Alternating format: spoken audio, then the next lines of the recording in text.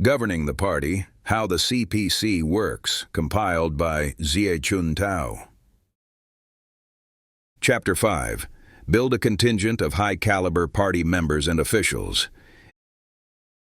In a letter written on January 5, 1930, Mao Zedong said, "A single spark can start a prairie fire." Comparing the strength of a revolution to a spark on a prairie, this sentence has been proved true by the history of organizational building of the CPC, developing from a party with only 50 members to one with 87 million members. The CPC has already become a super-large party. An important reason for the success of the CPC in addressing various challenges is its capability of self-improvement, or its quality, as the saying goes. It takes good iron to make good products. In organizational building, good iron is reflected in four aspects: focusing on playing the exemplary role of party members, focusing on consolidating the role of primary party organizations as militant bastions, focusing on selecting a large number of officials with both ability and integrity, and focusing on training, attracting and utilizing various talented people, meeting the needs of the Chinese Revolution, construction, and reform. The party must be made up of advanced elements. According to the party constitution, the CPC is a Marxist party, and the realization of communism is the highest ideal and ultimate goal of the party. Its understanding of the historic mission mandates that the party must be made up of progressive elements of society. Early in the period when Lenin led the building of a Soviet party, he attached great importance to the vanguard nature of party members. In July 1903, Lenin had a heated debate with Julius Martov on the qualifications of party members. Lenin held that qualifications of party members should include three aspects: accepting the party's program, providing material support to the party, and being obedient to the party and organization. Julius Martov thought that it was unnecessary for a party member to join any organization of the party as long as he often gave aid to the party. This debate on the qualifications of party members ended up with Lenin's victory, immediately causing the split of the Russian Social Democratic Workers' Party into Bolshevik and Menshevik factions. At the very beginning of its establishment, the CPC set great store by admitting progressive elements. The party program adopted at the first CPC National Congress in July 1921 stipulated that party members must accept the programs and policies of the party and were not allowed to join other parties or serve as government officials. After the Congress, Chen Duxiu, Secretary of the Central Bureau of the CPC, quit his job in the KMT Guangdong provincial government in obedience to the directive of the CPC Central Committee and returned to Shanghai in September 1921 to take charge of the work of the Central Committee. Zhu Dai, with a background of serving in the KMT Army, was rejected by Chen Duxiu for joining the CPC. He was not admitted to the party until 1922, when he was in Germany and recommended for party membership by Zhou Enlai and Zhang Shenfu. In order to better develop party organizations as well as the workers' and peasants' movement, the Third CPC National Congress, held in June 1923, approved the establishment of a united front for cooperation between the KMT and the CPC. The amended party constitution also banned the restrictions that party members were not allowed to join other parties or serve as government officials. This opened the door of the CPC to progressive elements not coming from families of workers. During the Great Revolution, the membership of the CPC expanded continuously, and the CPC became more influential in the country. Qualifications of party members should not be fixed and unchangeable, and they must serve the party's survival, consolidation, and development. The Great Revolution failed in 1927, when a large number of CPC members, from leaders to ordinary members, were arrested or slaughtered, and the number of CPC members sharply decreased from the highest of 60,000 to 10,000. Organizations of the CPC were seriously damaged. To expand party organizations and improve the quality of party members, Mao Zedong suggested at the Gutian Conference, held in November 1929, to build the party in ideology, and it revised the qualifications for the admission of party members. 1. Without mistakes in political stand, including class awareness. 2. Being loyal. 3. Being committed to work.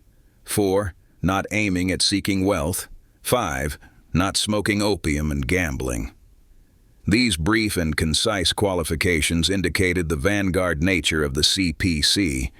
In China, where the majority of the population consisted of peasants, how to build a proletarian political party used to be a problem the CPC had been unable to solve since its foundation. Mao Zedong's idea of building the party in ideology well answered this question.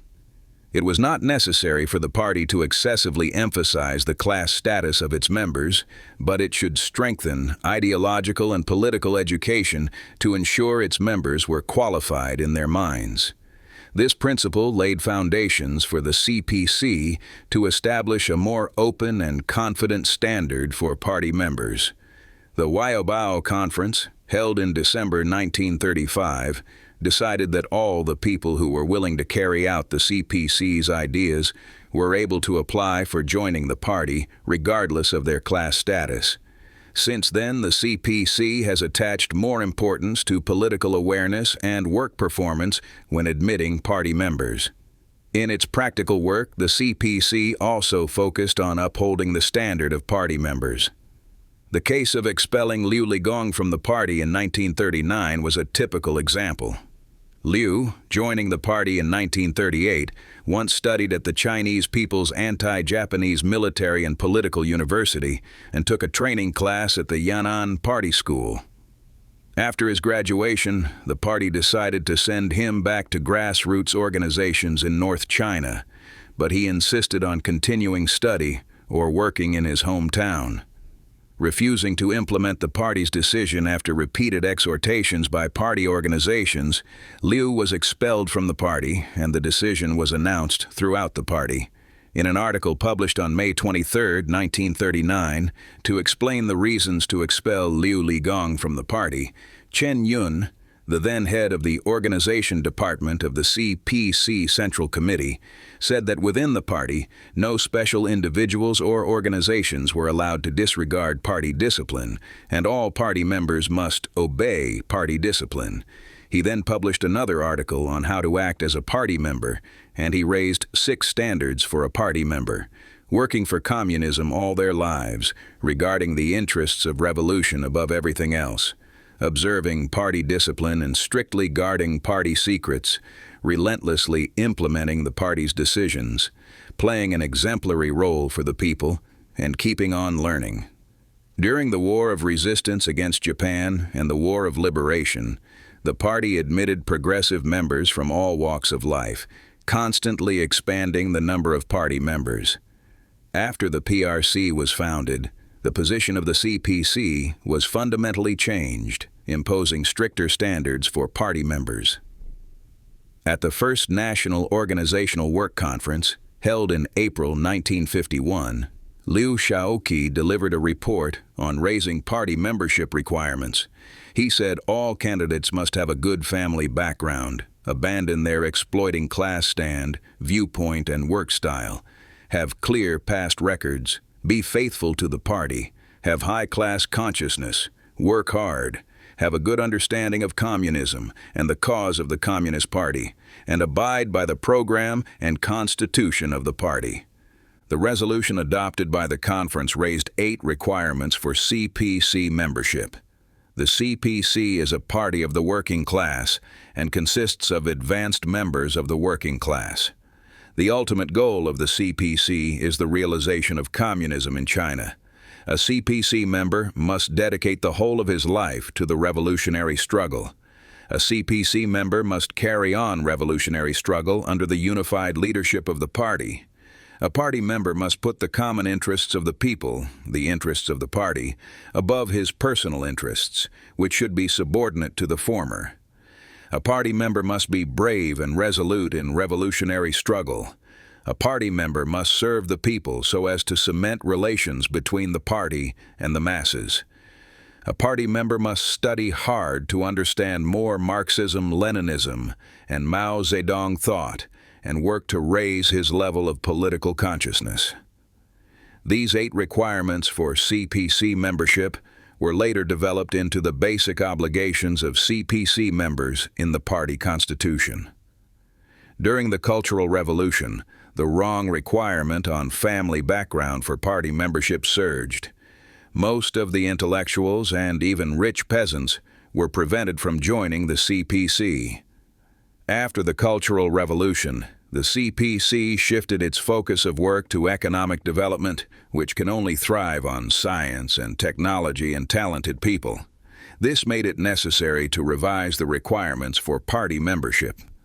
The party constitution adopted at the 12th CPC National Congress in September 1982 allowed intellectuals to join the party, raised basic requirements for party members, and added new duties of party members, such as adhere to the principle that the interests of the party and the people stand above everything else, subordinate personal interests to the interests of the party and the people, be the first to bear hardships and the last to enjoy comforts, work selflessly for the public interest, and never exploit public office for private gain or injure the public interest to benefit private interests, etc.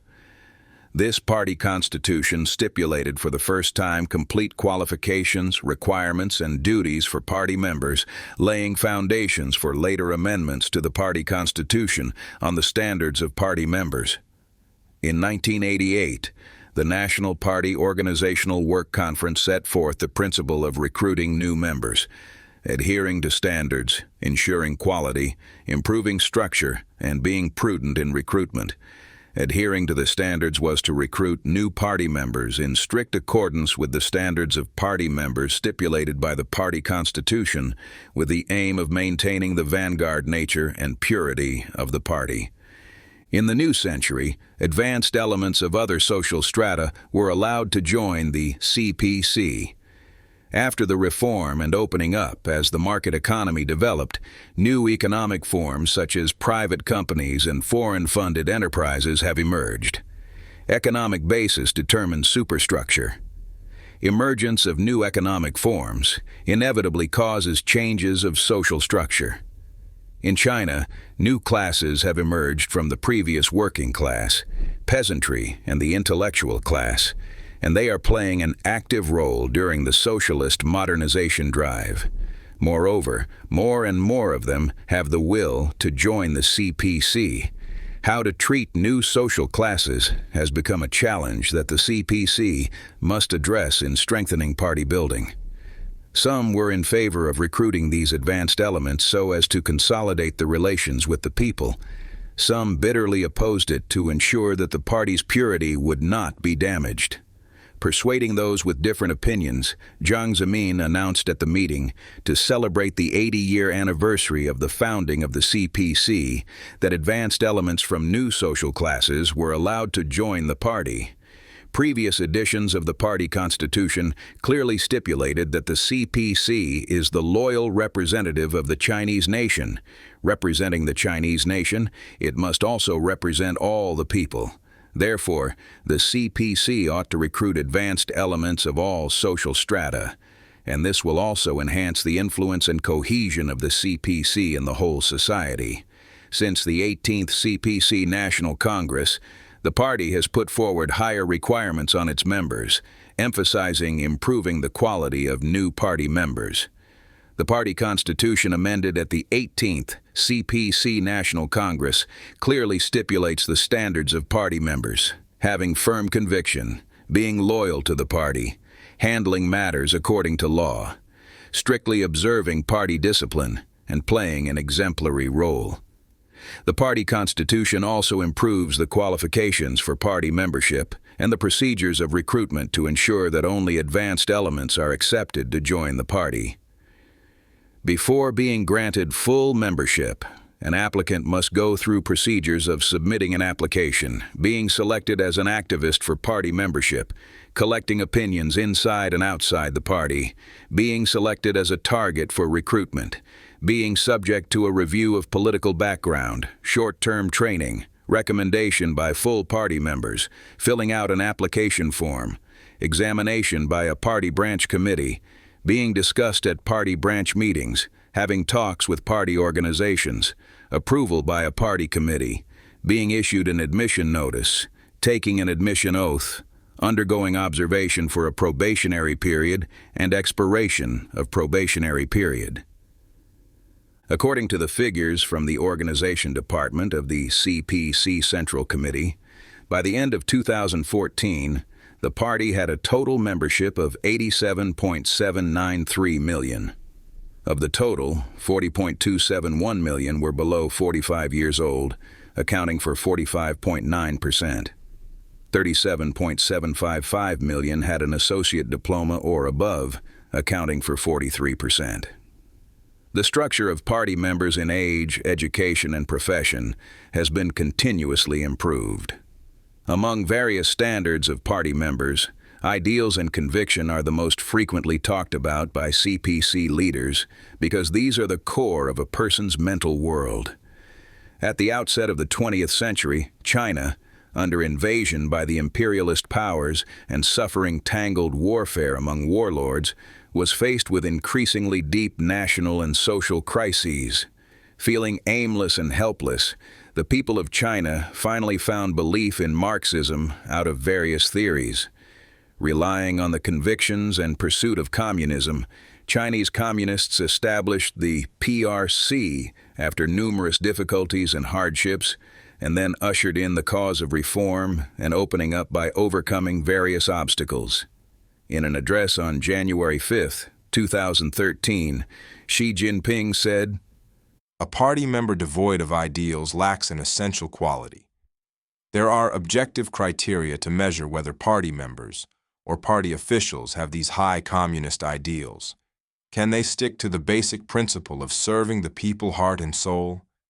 Can they be the first to bear hardship and the last to enjoy comfort? Can they work hard and remain honest and dedicated? And can they make every possible effort and even lay their lives on the line for the sake of their ideals?" If there were any special formula in the CPC members, ideals and conviction would be the essential part of the formula. One is advanced when joining the party, but that doesn't mean he or she will be advanced forever. Therefore, the CPC attaches great importance to the management of its members.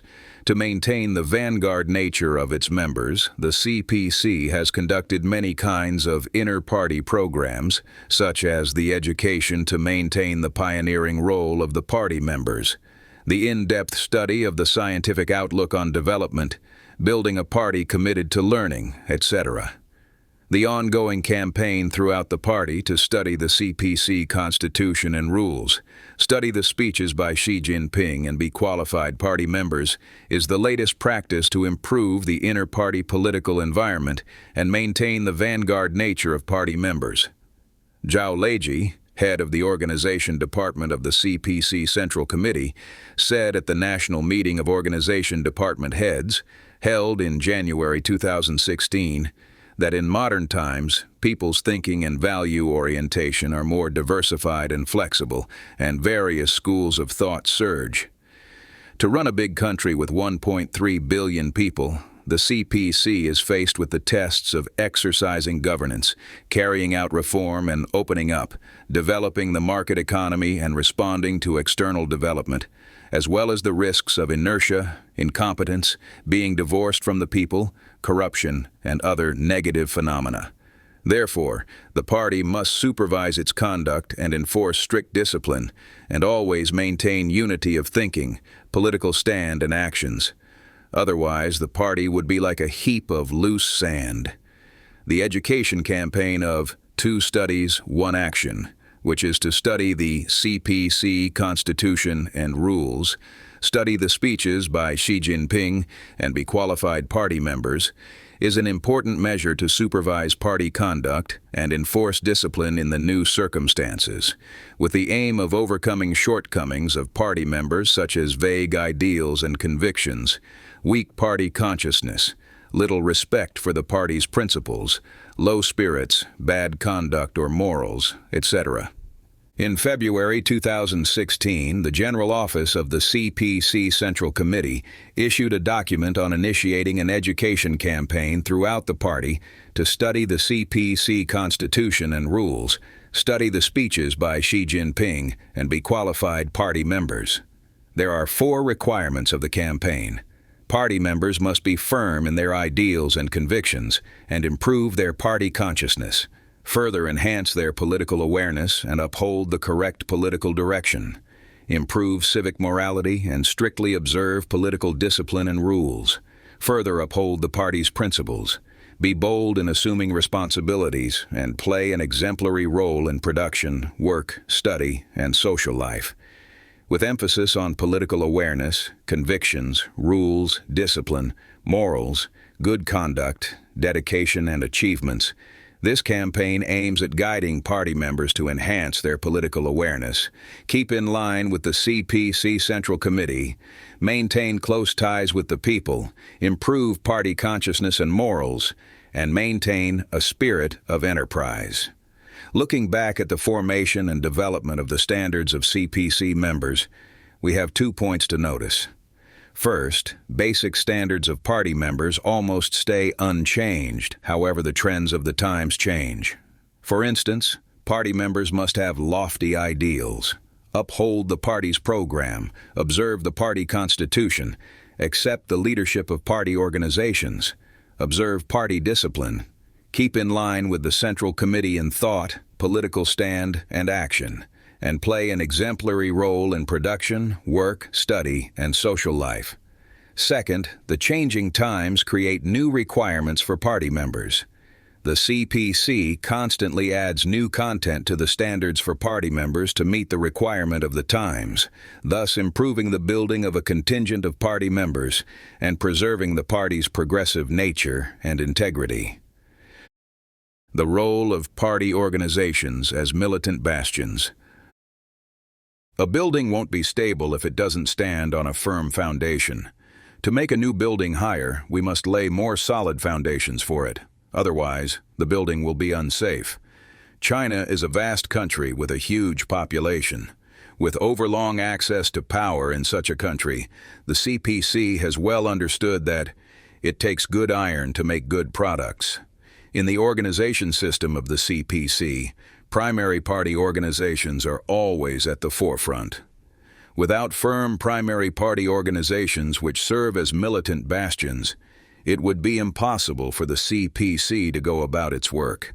Comparing the CPC to a giant, primary party organizations are the feet of the giant. Only with feet standing firmly on the ground can the giant march forward with big strides. In the past 95 years, an important reason for the CPC to keep developing and maintaining its strong vitality and fighting capacity is that it constantly strengthens the building of primary organizations and plays the role of party organizations as militant bastions. China was long humiliated by imperialist powers after the Opium War. In a state of anarchy for a long time, the country was like a heap of loose sand without a uniform base. Close-knit organizations are the guarantee of action power.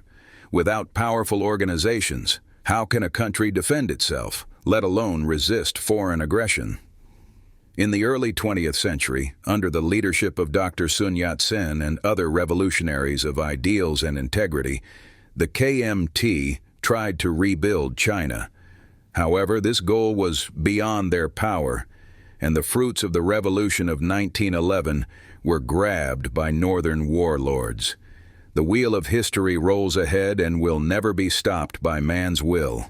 Only conforming to the trend of the times can we save the country and the people from impending danger. The CPC was founded under such a background, At the very beginning after its foundation, it had organizations at only two levels, central and local. The Second CPC National Congress, held in July 1922, decided to set up organizations in the countryside, factories, railway stations, mines, and army and schools. At that time, party groups were the primary organizations for party members, which were also the original forms of grassroots party organizations. The concept of grassroots party organizations was raised for the first time at the Fourth CPC National Congress, held in January 1925. The resolution adopted by the Congress included detailed provisions on the establishment, functions, organizational structure, and activities of party branches. Party branches should be established in accordance with industries, departments, and regions. Functions of party branches were to conduct political education among the masses and organize and lead them to struggle for their interests. The leadership organ of a party branch was the secretary's meeting. Party branches must hold meetings on a regular basis, chaired by secretarias. Grassroots party organizations were set up, but their major task was to recruit new members and lead workers' and peasants' movements, because the issue of survival and development was the one that must be solved by the newly built CPC. The Great Revolution failed in 1927, from which the CPC recognized that it must have a military force. However, the party also faced a challenge of how to ensure the army obeys the party's order. In September 1927, Mao Zedong, while summarizing the lessons of the failure of the Nanchang Uprising and the Autumn Harvest Uprising, put forward the principle that party branches be organized on a company basis, setting up a party branch in every company of the Army and a party group in every squad and platoon. In every unit above company, there should be a party representative acting as secretary of his party organization. This principle had great importance in the history of building grassroots party organizations. First, it established complete and strict organizations for the party for the first time, which was the most important basis for the CPC's organizational system. Second, it combined for the first time the party's organizational work with the central work, ensuring the party's absolute leadership of the army in the revolutionary circumstances at that time. Third, it helped reach a common understanding in the entire party through a system for the first time. And after that, the party's ideas became the whole party's actions, instead of merely being kept by officials. Party branch organized on a company basis was a major institutional innovation to improve the fighting force of the military. After that, there were party members in every unit of the army. Some of them were commanders, some were soldiers, and others were for political work. In a report submitted to the CPC Central Committee, Mao Zedong said, "The party branch is organized on a company basis. This is an important reason why the Red Army has been able to carry on such arduous fighting without falling apart." In an article written in June 1939, Chen Yun said that all the party's catchwords and policies must be passed on to the people through party branches, and only by relying on the publicity and organization work by the party branches could the CPC unite the people for revolutionary struggles. After the foundation of the PRC, the experience of organizing party branches on a company basis was spread throughout the country. During the war years, grassroots party organizations were mainly built in the military and areas under the control of the CPC. In the KMT-controlled areas and the vast countryside, there were no government organizations, and daily management in these areas was carried out mainly by local gentries and landlords. As the KMT was defeated and retreated to Taiwan, the CPC controlled the power on the mainland and then covered all industries and areas with party organizations under the principle of organizing party branches on a company basis. Newly built party organizations assumed many basic functions of social and economic management, ensuring that various principles and policies of the party and the government were effectively implemented, and the basis for the party to govern the country was further consolidated. In the meantime, the CPC started the exploration of how to further consolidate grassroots party organizations in various fields and fully play the role of party organizations as militant bastions. In May 1950, the CPC Central Committee issued a directive on developing and consolidating party organizations, assuming a more strict and prudent approach when recruiting party members. In June of the year, the third plenary session of the 7th CPC Central Committee stressed the concept of maintaining balance in the distribution of party members among different regions and classes in order to overcome blind recruitment of party members. These measures greatly enhanced and purified party organizations. In September 1956, the 8th CPC National Congress amended the party constitution, clearly defining the position and functions of grassroots party organizations.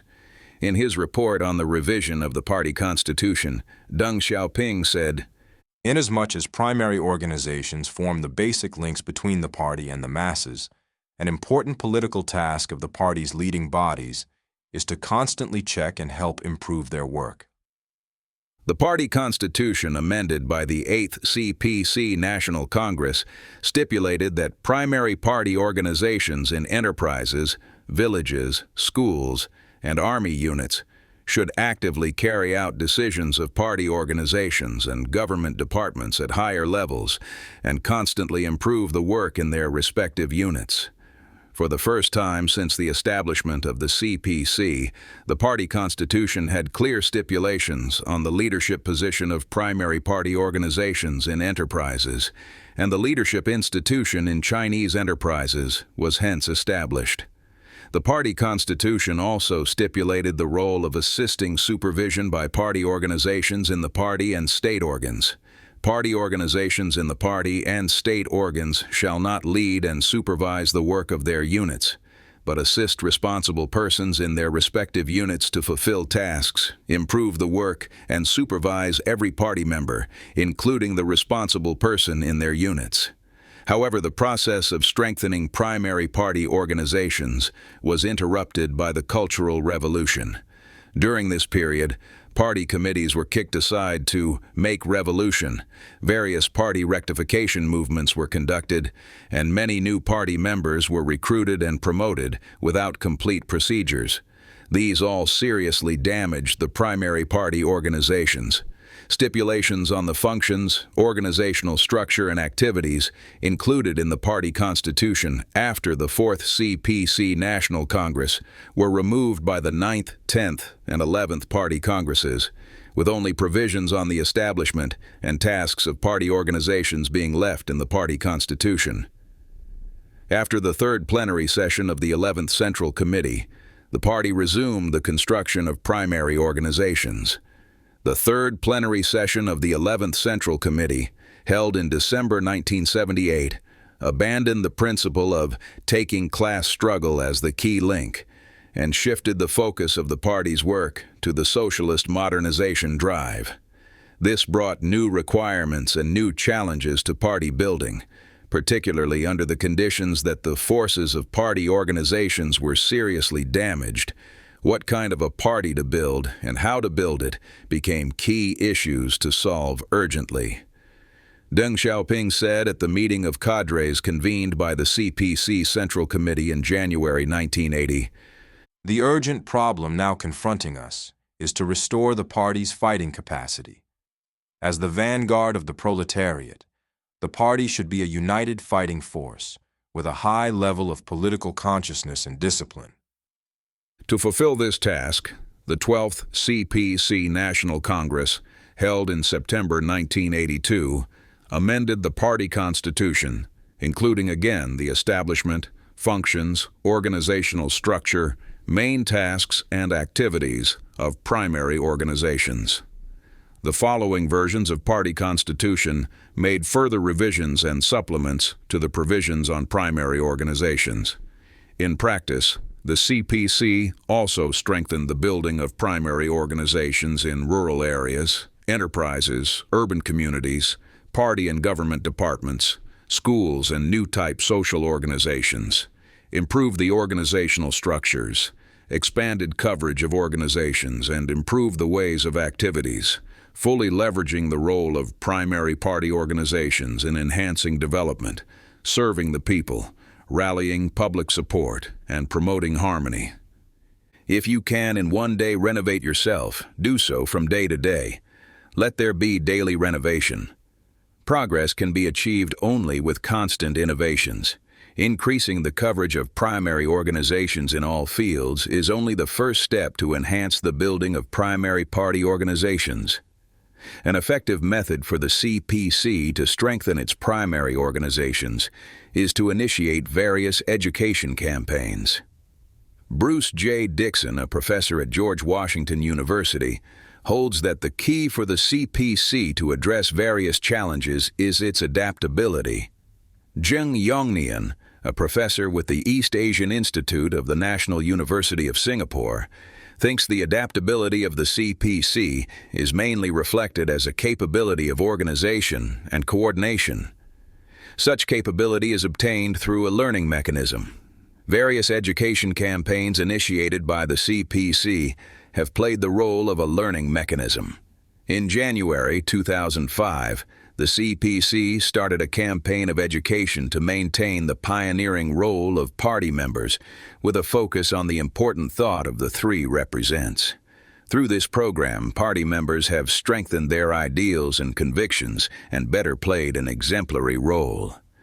In September 2008, the CPC initiated a program of in-depth study and implementation of the scientific outlook on development, which expanded the coverage of the organizations and the work of the party, created more methods for party organizations and party members to play their role, and improved the leading and working mechanisms for party building at the community level. In May 2010, the CPC launched a movement to encourage party members and organizations to excel in their work, aiming at preserving the advanced nature of party organizations and party members through the building of learning party organizations. Community-level party organizations have been strengthened. New progress has been made in improving party conduct, promoting integrity, and combating corruption, said the report to the 18th CPC National Congress, from which we can see that study and education campaigns initiated by the CPC are closely connected with its latest guiding thoughts. A prominent feature of the building of community-level party organizations since the 18th CPC National Congress is that the service function has been highlighted. China is now in the decisive stage in finishing building a moderately prosperous society in all respects, with conditions being complex and various conflicts of interests surging.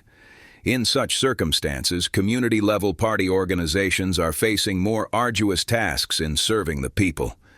The more arduous the tasks are, the stronger the awareness that community-level party organizations must have in upholding the party's principles and improving service. Therefore, the 18th CPC National Congress, held in November 2012, proposed to build the party into an innovative, service-oriented, and learning Marxist governing party, make community-level party organizations more service-oriented, and improve education and management of party members among the floating population, and provide better services for them. This has directed the orientation for the building of community-level party organizations since the 18th CPC National Congress. The third plenary session of the 18th Central Committee, held in November 2013, stressed the promotion of community-level party building, the improvement of the network of community-level party organizations, and bringing into full play the role of community-level party organizations in leading the party members to devote themselves to reform. In a meeting of organizational work held in June 2014, Xi Jinping required strengthening community-level party organizations under the guidance of the major task of making community-level party organizations more service-oriented. as set forth by the 18th CPC National Congress.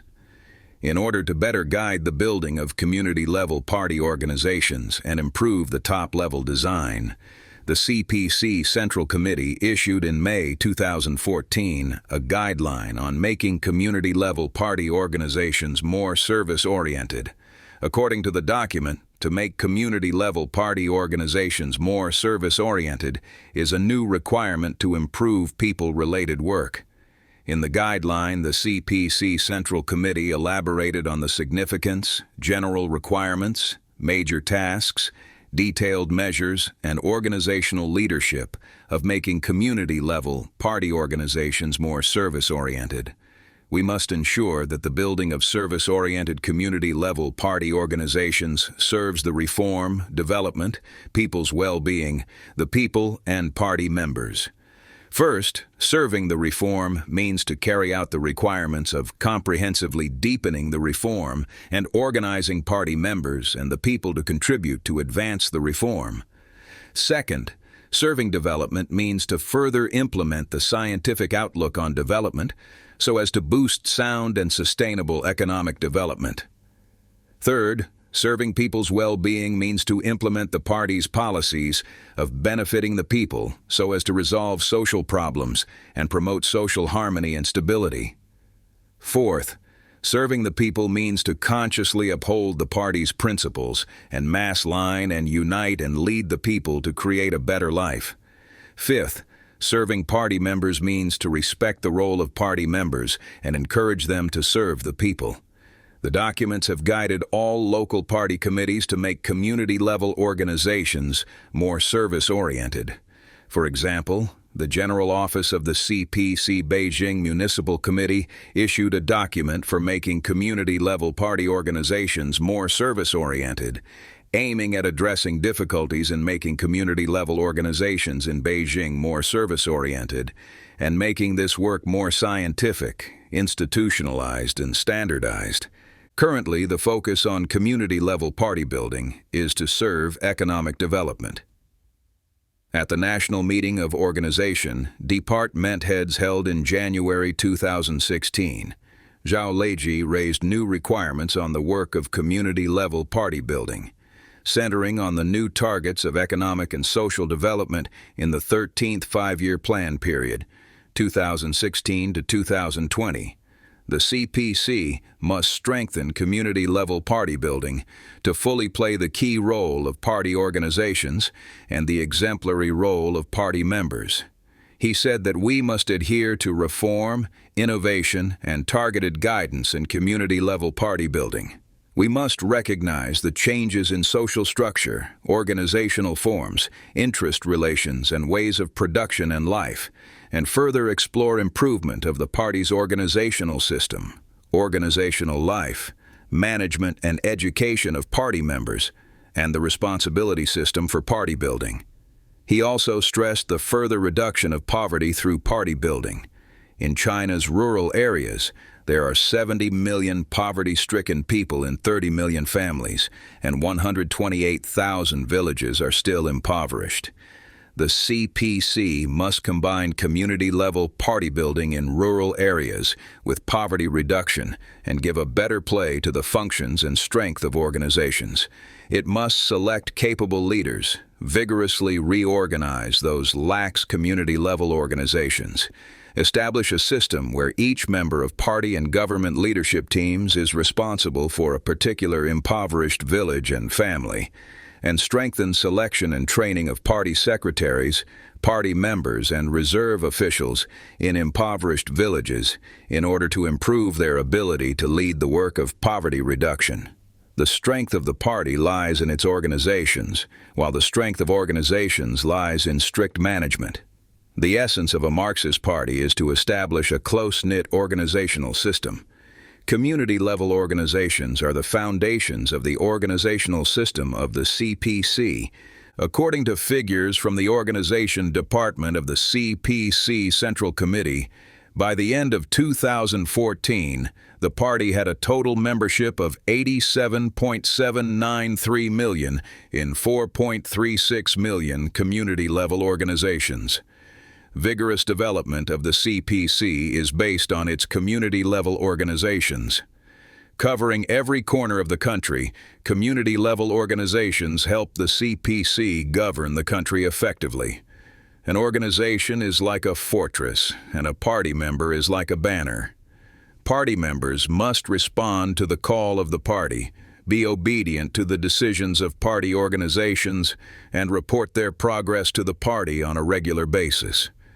Party organizations hence are able to keep abreast of the latest conditions of their members and gather strength from them. This is a unique advantage of the CPC compared with political parties and ruling parties in foreign countries, and it is the secret for the CPC to pool efforts to accomplish big tasks.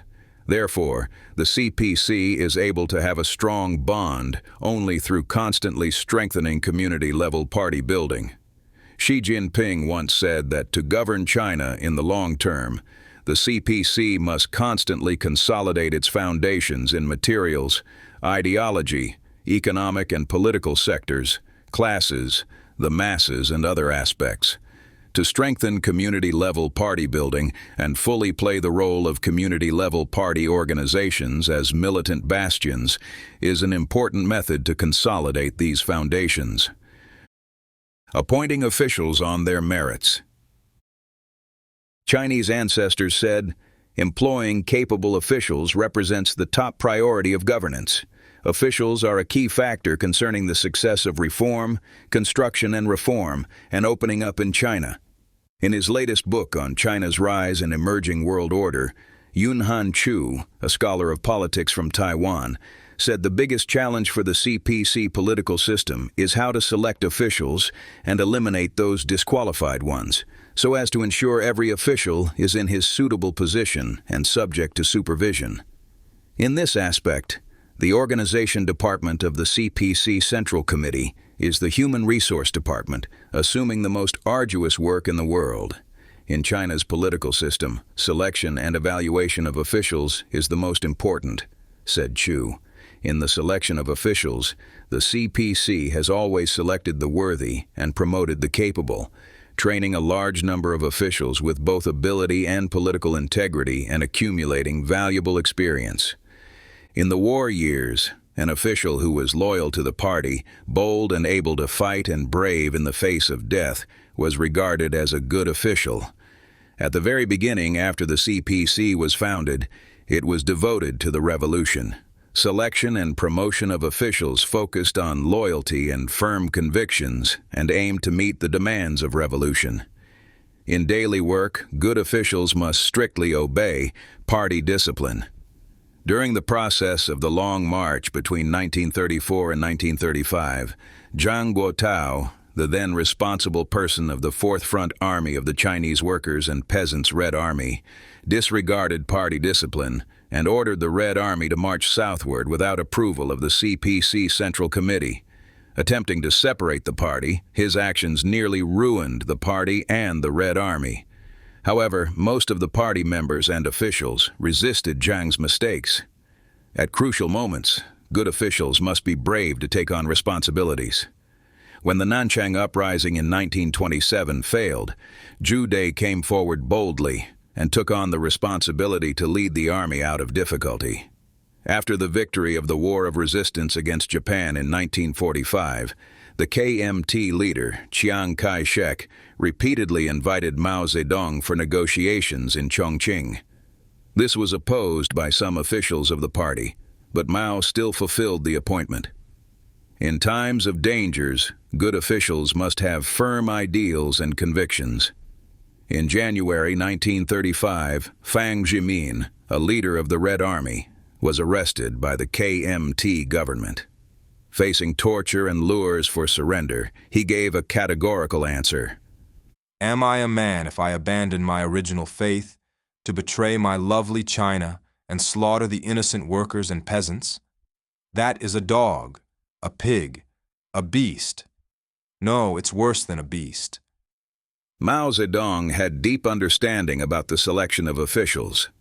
At the 6th plenary session of the 6th CPC Central Committee, held in October 1938, He raised the principle of appointing officials on their merits and the criterion that good officials must be of moral integrity and ability.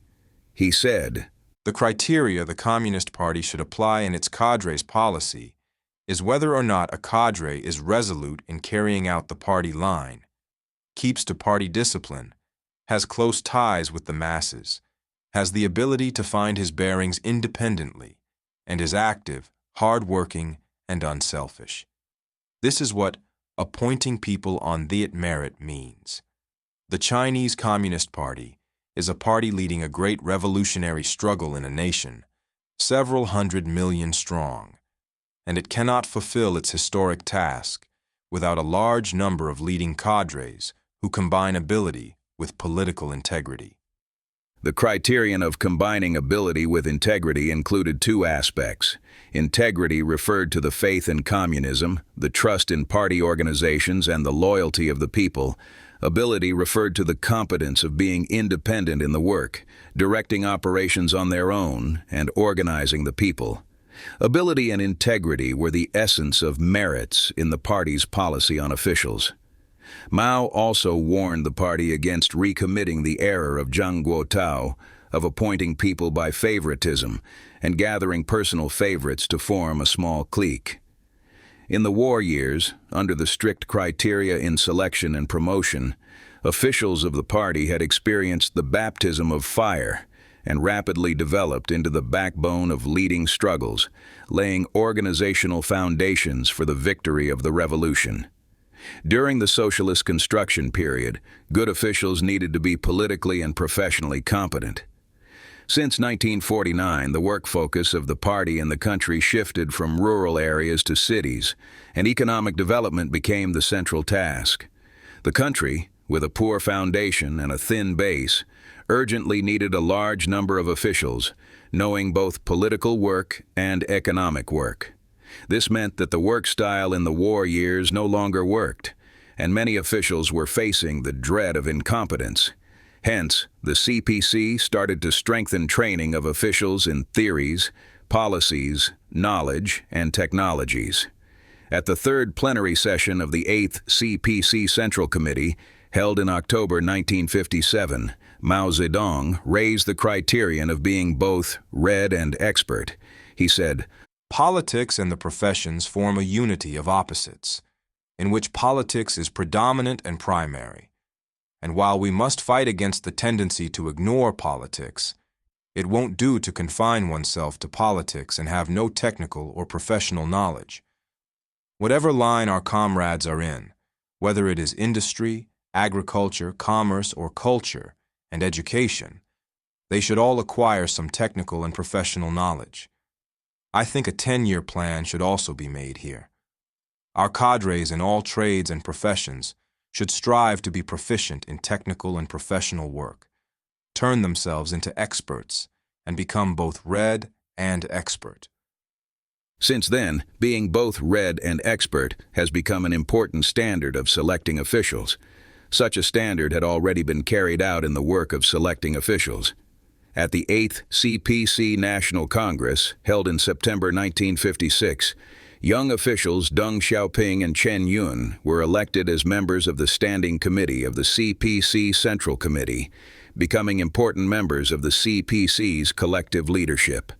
Before that, at the third meeting of the 7th plenary session of the 7th CPC Central Committee, held on September 13th, Mao said Deng Xiaoping was honest and capable, bore the overall conditions in mind, had a fair approach, and was strict with himself. Chen Yun was fair, capable, trustworthy, far-sighted, and able to seize the essence of work. These were vivid expressions of the standard of being read and expert. The party also gave prominence to preserve the purity of the contingent of officials. During the Cultural Revolution, however, due to the leftist mistakes, the contingent of officials was seriously damaged, with the structures in knowledge, professions, and ages being unreasonable.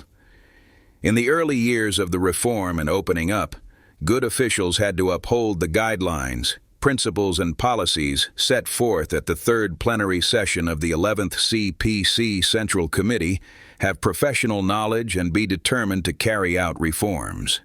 Economic Development B came the focus of work after the third plenary session of the 11th CPC Central Committee. But to develop the economy, the top priority was to improve the quality of officials. The majority of officials were good, but some were unable to meet the demand of economic development because of problems of thought, age, and profession. In 1979, among all the 18.14 million officials, only 17.92% had associate diplomas or above, and 48.72% were graduates of junior high schools or below. Only a few of the officials had knowledge of economics and management. At an enlarged meeting of the Political Bureau of the CPC Central Committee held in August 1980, Chen Yun suggested that the party select young and middle-aged officials with both moral integrity and professional competence. At a Central Work Conference held in December of that year, Deng Xiaoping proposed to ensure officials were revolutionary by reducing their average age and raising the level of their education and professional competence.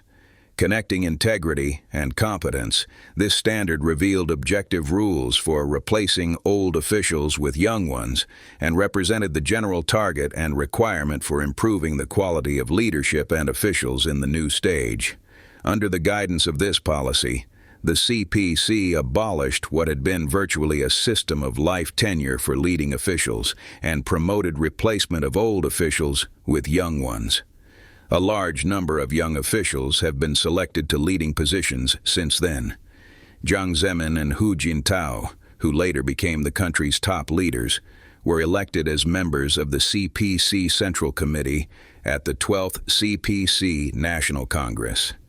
After the fourth plenary session of the 13th CPC Central Committee, the party decided to build a contingent of high-caliber officials. Jiang Zemin, the then General Secretary of the CPC Central Committee, said the principle of making the contingent of officials more revolutionary, younger, better educated, and more competent was a reflection of the principle of having both professional ability and political integrity in new circumstances. We must adhere to the principle that the party should supervise the performance of officials, accelerate the reform of the official personnel system, and make the official personnel work more scientific, democratic, and institutionalized. At the 7th plenary session of the Central Commission for Discipline Inspection, CCDI, held in January 2002, Jiang set forth 6 principles for selection of officials. Adhering to recruiting people on merit but not by favoritism, requiring both ability and integrity but not demanding perfection, both adhering to recruiting people without regard to their origins and recommending only those who are really talented, appointing the right person for the right position, and evaluating officials both with their personal quality and their work performance. After the 16th CPC National Congress, the party further developed its understanding of the criterion of having both ability and integrity. Hu Jintao, the then General Secretary of the CPC Central Committee, raised the criterion of evaluating cadres in terms of both political integrity and professional ability with priority given to integrity. In his speech on July 1, 2011, at the meeting to commemorate the 90th anniversary of the founding of the CPC, Hu Jintao said, "We will continue to give top priority to political integrity in placing cadres and select and place those who have firm political conviction and outstanding performance and are capable and well received by the people. Cadres should be placed in accordance with the principles that integrity should be fostered in self-improvement, in setting an example for others, and in enhancing competence, and that integrity should be matched by competence. We will continue to place cadres based on their performance, so that capable people are given opportunities and are well placed. Honest persons are not disadvantaged. Those who seek personal gains, by acting in a calculating way and currying favor, will gain nothing, and all outstanding cadres can dedicate themselves to the party and the people. After the 18th CPC National Congress, good officials must be firm in their ideals and convictions, willing to serve the people, diligent in work, ready to take on responsibilities, honest and upright. At the National Organizational Work Conference held in June 2013, Xi Jinping set forth for the first time the above 5 standards of good officials. Among them, being firm in ideals was given top priority. Willing to serve the people was the core. Diligence in work was the required style. Ready to take on responsibilities was the basic quality. And being honest and upright was the bottom line for officials. Being ready to take on responsibilities was set up as one of the standards for good officials for the first time. In the history of the CPC, there have been many models of being ready to take on responsibilities at critical moments. During the period of socialist construction, Peng Dehuai and Zhang Wentian, risking their posts, boldly pointed out the mistakes of the Great Leap Forward movement at the Lushan Conference held in 1959, showing a strong sense of taking on responsibilities. In 1992, in order to press ahead the reform, 88-year-old Deng Xiaoping traveled over 5,000 kilometers to South China and made the famous Southern Tour talks. There are too many such examples to be enumerated. At the National Conference on the Work of Party Schools in November 2015, Xi Jinping said, "China is now in the decisive stage in finishing building a moderately prosperous society in all respects, and our party is now undergoing a great struggle with many new historic features, with unprecedentedly rapid changes of conditions, arduous tasks for reform, development and stability, large numbers of conflicts, risks and challenges, as well as severe trials for the party to govern the country." In such circumstances, being ready to take on responsibilities becomes particularly recommendable. The CPC also has a secret to ensure the quality of newly appointed officials: party schools. Party schools are the major channel for the CPC to educate and train its members and officials. Across the country, a party school system has been established, covering all levels and all sectors such as government departments, state-owned enterprises, universities, and the Army. The major work of party schools is to improve education in theories and party spirit. Before appointment and promotion, a party official must receive education and training in party schools. During the Yanyan period, the CPC Central Committee required responsible officials of the leading organs where party schools were located to give lectures at party schools on a planned and regular basis. During that period, Mao Zedong gave altogether 16 lectures at party schools, and many other party leaders also gave party lectures. When working as president of the party school of the CPC Central Committee, Xi Jinping gave 19 party lectures. He also required responsible officials of party committees at all levels to give party lectures. For example, other members of the central leadership should give lectures at the Central Party School. Provincial-level leading party officials must give one lecture at party schools of the same level every year on the current situation and special topics, or talk with students. Responsible party and government officials above the county level must give lectures at party schools of the same level occasionally. Some foreign leaders praised the achievements of party schools in improving the quality of party officials and called party schools the secret of the CPC's success. The CPC has also carried out many campaigns among leading officials to improve work style, prevent corruption, and create a better environment for officials. For some time, problems of formalism, bureaucratism, hedonism, and extravagance have been serious among party officials who were not firm in their ideals and convictions, leading to more corruption cases. To address these problems, the CPC carried out a program to heighten awareness of and implement the party's mass line and a special education campaign of 3 Stricts and 3 Earnests in 2013 and 2015, respectively. Also, the anti-corruption campaign has been intensified since the 18th CPC National Congress. This campaign demonstrates the CPC's determination in combating corruption, which shocks the world. All are equal before the law and party discipline. Whoever is involved in a corruption case must be thoroughly and impartially investigated. Both high-ranking officials, such as Zhou Yongkang, Bo Xilai, Xu Kaihu, Guo Boxiong, and Ling Jihua, and numerous petty offenders have been investigated and sued for corruption, demonstrating to the world the CPC's determination of combating corruption and further improving the Chinese people's confidence in the CPC. The most effective way to prevent corruption is to keep power within the confines of systemic checks. As the anti-corruption campaign goes on, the CPC has issued several regulations on combating corruption. In January 2014, the CPC Central Committee revised the regulations on the appointment and promotion of party and government officials, raising new requirements on the qualifications, sources of candidates, and appointment procedures for the selection of officials. For the first time, the regulations required the identification of naked officials, those who sent their wives and children abroad, establishing a new measure of corruption prevention.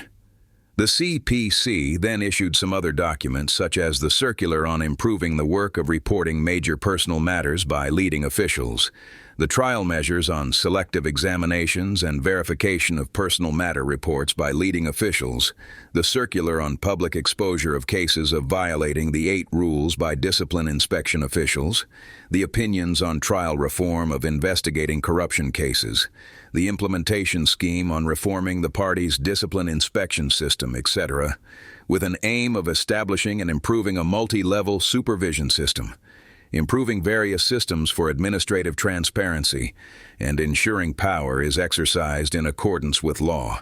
In the history of the CPC, selecting officials on the basis of both integrity and competence has always been implemented. With this principle, the party raised different requirements on selection of officials in different periods, conforming to the need of the times. According to figures from the Organization Department of the CPC Central Committee, at the end of 2014, the average age of party and government leading teams at provincial, municipal, and county levels was lowered to 55.3, 50.6, and 45.6, respectively, from 62, 55.7, and 48.9 in 1982. At these levels, the proportion of officials with a bachelor's degree or above stood at 98%, 97.8%, and 94.2%, respectively. The structures of officials in age, education, and profession have been significantly improved, effectively enhancing the ability of officials in leading the people to implement the Party's basic lines and advancing reform and opening up, as well as the socialist modernization drive. The CPC constantly improves the criterion in the selection of officials according to the changed circumstances, which is vital for the achievements of economic prosperity, political stability, ethnic unity, and social progress since the reform and opening up. Talented people are the biggest resources. Talented people have always been fundamental to governance and prosperity. Success in China hinges on the party, the people, and the talented people. Today's competition in overall national strength is essentially a competition in talented people who have increasingly become strategic resources to boost economic and social development. The countries that train and attract more excellent people will be able to gain a favorable position in the competition. The work of talent is an important part of the work of the United Front. A key to the CPC's success in leading the people to achieve a victory in revolution, construction, and reform is that it gathers excellent people throughout the society under the United Front to work for a common goal. In different periods in its history, the CPC adopted different policies about personnel work, training, and attracting various types of talented people to contribute their wisdom and knowledge. Particularly during the 30-plus years after the reform and opening up, a large number of outstanding talented people have been trained, and they play a significant role in pressing ahead with the socialist modernization drive. The CPC attached great importance to attracting, uniting, and utilizing talented people during the war years. The core of the personnel work is the issue of intellectuals, while intellectuals are the key target for the United Front. The CPC itself was founded with the help of intellectuals. Most of the party members in the early stage after the CPC was founded were young intellectuals born after the 1890s. The average age of deputies to the first CPC National Congress was lower than 28 years old. Compared with workers and peasants, intellectuals were more willing to accept Marxism. Fully aware of the limited strength of its class, the CPC set great store by uniting people from other classes to realize the common goal. In June 1923, the Third CPC National Congress decided to cooperate with the KMT and establish a united front to press ahead with the national revolution by uniting all revolutionary forces. The resolution adopted by the Congress clearly said the CPC must recruit outstanding KMT members. Some of the outstanding KMT members, such as Peng Dehuai and He Long, decided to join the CPC after further understanding the party during this period. However, after the Great Revolution failed, the CPC Central Committee thought the failure was caused because there were too many intellectuals in the party's leading bodies. Therefore, intellectuals were looked down on and rejected. The CPC did not change its policy on intellectuals until it started construction of revolutionary bases because it needed talented people, especially those in culture and education, as well as economic management. But during this period, intellectuals were only regarded as fellows for the revolution. Such circumstances were not changed until the Bao Conference in December 1935, when the CPC again regarded intellectuals as allies for the revolution and decided to establish the anti-Japanese National United Front. Mao Zedong was the first within the CPC to realize the role of intellectuals in the revolution. At a senior officials meeting held in June 1939, he said the party must gain the help of intellectuals to manage state, party, and military affairs. Then in December 1939, the party issued a decision to recruit large numbers of intellectuals, which was its first document elaborating its policy on intellectuals. Summarizing historical lessons, Mao Zedong warned the entire party, "There must be no repetition of the incorrect attitude toward intellectuals, which party organizations in many localities and army units adopted during the Agrarian Revolution. Without the participation of the intellectuals, victory in the revolution is impossible." In his report on coalition government delivered on April 24, 1945, Mao said, "We need large numbers of educators and teachers for the people, and also people scientists, engineers, technicians, doctors, journalists, writers, men of letters, artists, and rank-and-file cultural workers. Provided they serve the people creditably, all intellectuals should be esteemed and regarded as valuable national and social assets." During the War of Resistance against Japan, the CPC set up a policy of winning over, educating, and reforming intellectuals, attracting educated youth from all over the country to Yan'an and other revolutionary bases. They played a significant role in the revolution. On the role of talented people, Mao Zedong said in his article, "The Bankruptcy of the Idealist Conception of History." "Of all things in the world, people are the most precious.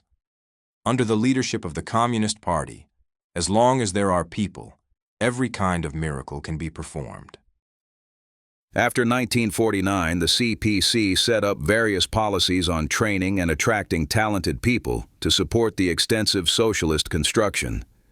At the very beginning after the PRC was founded, the country urgently needed large numbers of talented people in all fields for the restoration.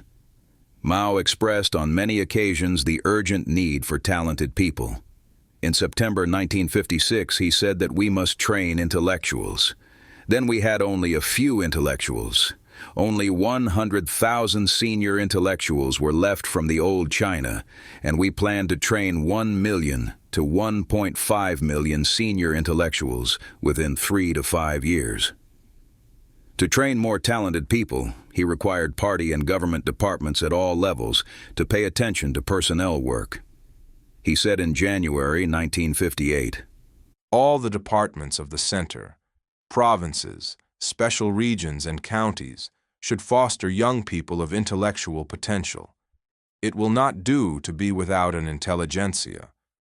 The proletariat must have its own intelligentsia." In a letter in December 1958 to reply to Liu Dingyi, the then head of the publicity department of the CPC Central Committee, he proposed to strive to make as many professors, lecturers, assistants, and research personnel as possible serve proletarian education and culture and science. During this period, scientists such as Qian Shuisen, Deng Jiaxian, and Zhang Chuntao, under the inspiration of China's talent policy, abandoned favorable conditions in foreign countries and returned to the motherland for the socialist modernization drive. Former U.S. Secretary of the Navy Dan Kimball once joked that Qian Shuisen was worth 5 divisions anywhere, but the fact proved that his contributions were far more important than Kimball had expected. This showed the crucial role of scientists and engineers in facilitating national development. Intellectuals at that time were educated before the founding of the PRC. To make them better serve the PRC, the CPC proposed a policy of uniting, educating, and reforming intellectuals. Mao Zedong said that in addition to the study of their specialized subjects, intellectuals and students must make progress ideologically and politically, which means they should study Marxism, current events, and politics. Not to have a correct political orientation is like not having a soul. In January 1958, he stressed, to ignore ideology and politics, to be always preoccupied with business matters, the result will be a disoriented economist or technologist, and that is dreadful. He also attached importance to the training of young talent. In his remarks delivered in Moscow in November 1957, Mao said, "The world is yours as well as ours, but in the last analysis, it is yours. You young people, full of vigor and vitality, are in the bloom of life, like the sun at 8 or 9 in the morning. Our hope is placed on you." These remarks are able to inspire readers even now. However, after the anti-rightist movement was erroneously extended in 1957, the party made serious mistakes in the guiding principle for personnel work. During the Cultural Revolution, because of serious errors in the party's policy on intellectuals, China's science, education, and art were severely damaged. Compared with developed countries, China fell far behind in economy, science, and technology, imposing a rigorous test to the country. After the third plenary session of the 11th CPC Central Committee, the party set forth the policy of respecting knowledge and respecting trained personnel. Deng Xiaoping had deep understanding of the issue of talent. In 1977, soon after resuming his post, Deng volunteered to take charge of the science and education work. With his efforts, the science and technology sector became one of the first to restore order and review and redress unjust, false, and mishandled cases. In a talk in May 1977, he said, "The key to achieving modernization is the development of science and technology. We must create within the party an atmosphere of respect for knowledge and respect for trained personnel." At the opening ceremony of the National Conference on Science, held in March 1978, Deng proposed building a large contingent of scientific and technical personnel who are both read and expert. As for the political requirements in selecting someone for a job, he said, "The major criterion is whether the person chosen can work for the good of the people and contribute to the development of the productive forces and to the socialist cause as a whole. This view was included in the party constitution in 1982, which said the CPC rallies all workers, farmers, and intellectuals, and all the democratic parties, personages without party affiliation, and the patriotic forces of all ethnic groups in China in further expanding and fortifying the broadest possible patriotic united front, embracing all socialist workers, all builders of the cause of socialism, and all patriots who support socialism, or who support the reunification of the motherland. This principle continues in the party constitution until now. In September 1988, Deng put forward that science and technology constitute a primary productive force and were required to improve the social status of intellectuals. Moreover, he also stressed the selection of trained personnel from all over the world. In his southern tour in 1992, he said, "We hope all those who are studying abroad will come back. All overseas students may return and enjoy proper arrangements for their life and work, regardless of their previous political attitudes." After the fourth plenary session of the CPC Central Committee, the party set forth the strategy of reinvigorating the country through science and education. Jiang Zemin said that in today's world, the competition of overall national strength, featuring economic and scientific strength, has become increasingly fierce and will continue. Such competition is based on the quantity and quality of talented people, especially the quality and capability of leading people.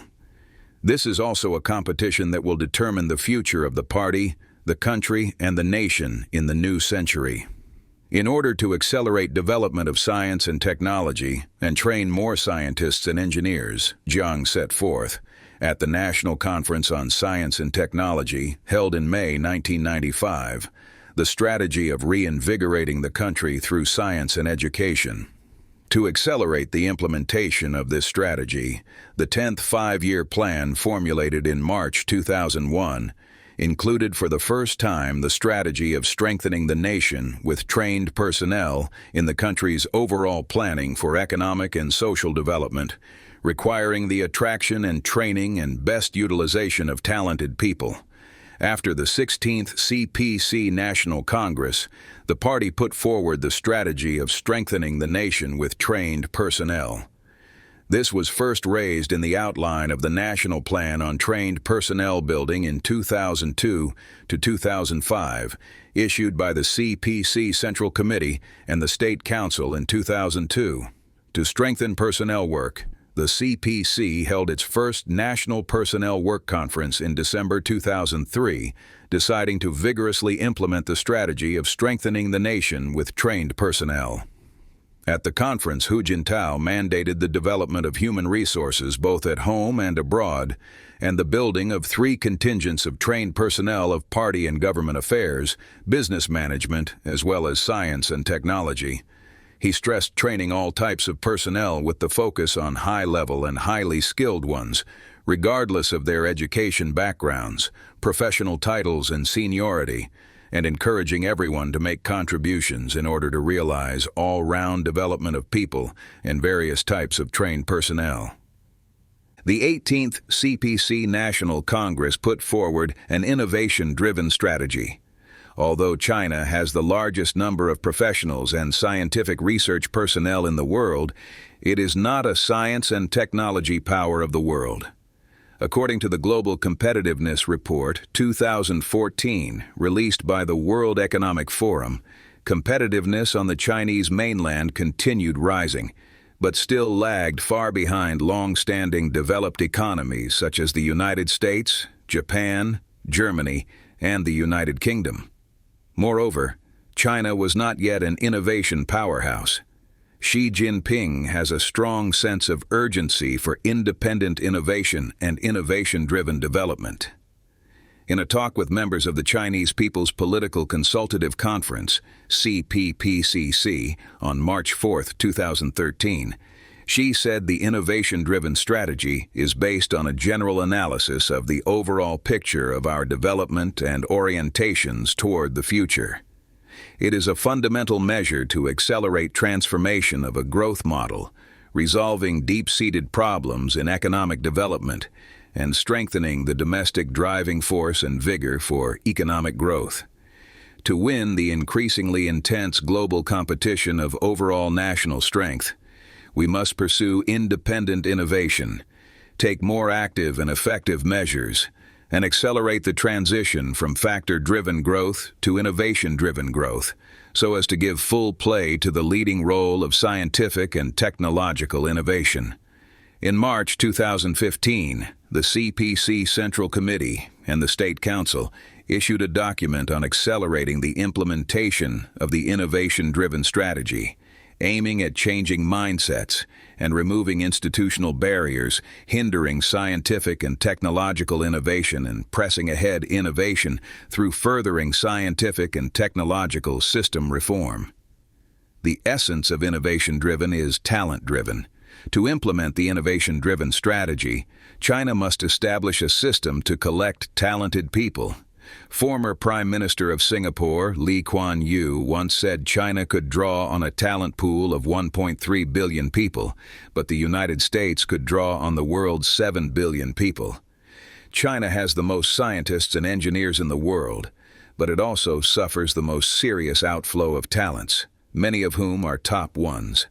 In accordance with Xi's speech on the work of trained personnel, the CPC Central Committee issued in March 2016 a document on furthering the institutional reform on the development of talents. Through removing ideas and institutional obstacles restricting the development of talents, the document aims at building a scientific, open, and efficient human resources governance system, releasing the potential of human resources and establishing a human resources system of international competitiveness, so that China will pool persons of outstanding abilities from all over the world. The document raised 5 principles for the development of talents. First, the party should supervise the performance of trained personnel, which is the political and organizational guarantee of the human resources institutional reform. Second, the development of talents must be combined with economic, political, cultural, social, and ecological progress to serve the overall development of the country. Third, a market-oriented approach must be adopted to bring into full play everyone's ability and to respect the value of trained personnel. Fourth, targeted policies should be implemented to make personnel management less influenced by the government. Fifth, more talented people from all over the world will be introduced to the positions with attractive conditions and suited to their abilities, and the flow of talents must also be ensured. The CPC has made great achievements in personnel work. In the 21st century, the country, taking a holistic approach and focusing on high-level and highly skilled talents, attaches importance to training innovative scientists and engineers, works vigorously to train special talents urgently needed for economic and social development, and coordinates the training of various types of talents. By the end of 2015, the country's human resources totaled 120 million persons, of which 29.798 million were for business management, 55.504 million were technology professionals, 28.633 million were high-skilled people, and 10.486 were technicians in rural areas. By the end of 2012, the country had a total of 69.5 million scientists and engineers, and the number of research and development staff totaled 3.19 million. By the end of 2014, China had introduced 4,180 high-level talents in new energy, new materials, information technology, and biology, including 40 Nobel Prize winners or members of science academies in developed countries. From 2008 to 2013, 763,200 Chinese students and scholars studying abroad returned to China, with an average annual increase of more than 30%. In September 2012, the CPC Central Committee started a program to give special support to high-level professionals. As the human resources institutional reform deepens, China will amass more and more talented people. Human resources are the biggest resources.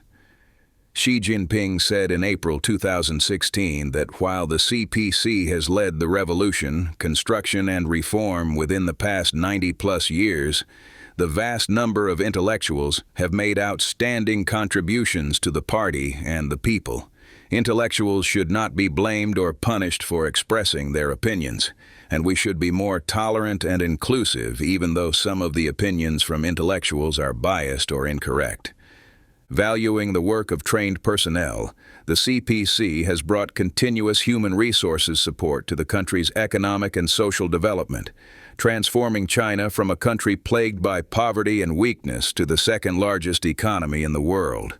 During the 13th five-year plan period, the party will, while promoting the great strategic blueprint of the four comprehensives, provide a big stage for all talented people to realize their potential.